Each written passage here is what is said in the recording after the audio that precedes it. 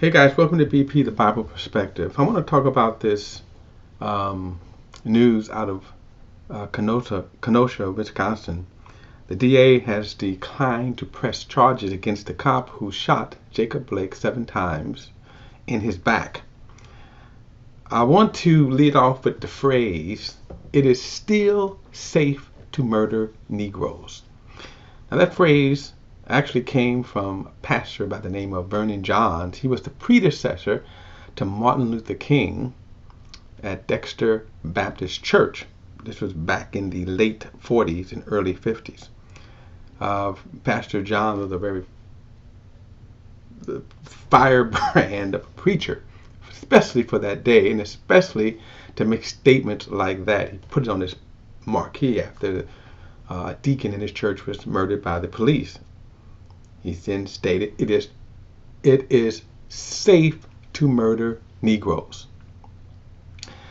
Now, if you remember back in August, this officer, Rustin Shesky, if you go back to the video, you see there's a confrontation with Jacob Blake, and he walks around to the car, and he reaches into his car. The cops have their gun drawn, following him. Rustin grabs him by the back of his shirt and he fired 7 times in his back. Now, he didn't kill him. And that's not because of a lack of trying. The bullets just didn't land fatally. But they did paralyze him. So the point is that the police actions here as to why they needed deadly force, they would claim he had a knife and that deadly force was necessary. I would say it wasn't. They had the guns. They could have stood back. And we can get into the discussion as to how people should respond to the police. The reason why I don't oftentimes make that point yet, I am going to talk about that one day, how we should respond, what we can do to avoid that.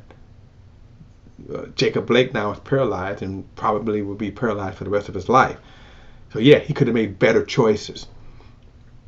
And but see, the public is unstable. The police are the ones who are trained. They are the ones, are the professionals.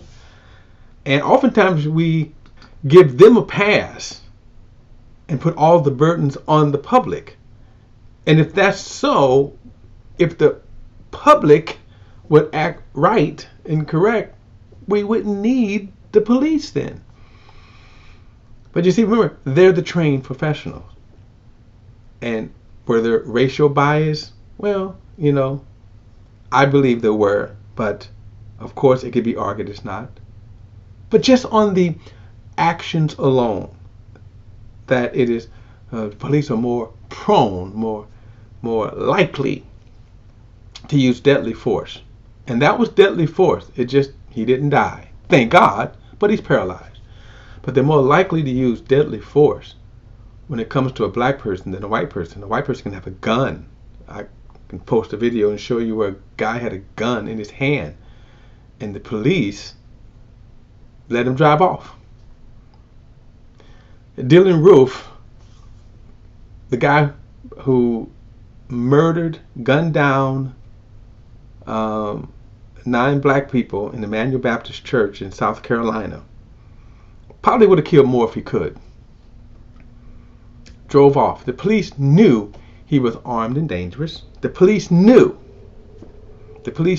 he was armed and dangerous. And when they caught up to him, they surrounded the car.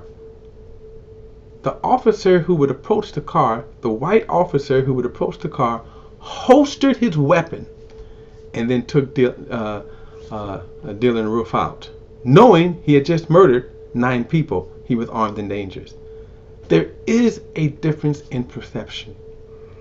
Why is it safe to murder Negroes? And I'm going to tell you what needs to change. Laws, plain and simple.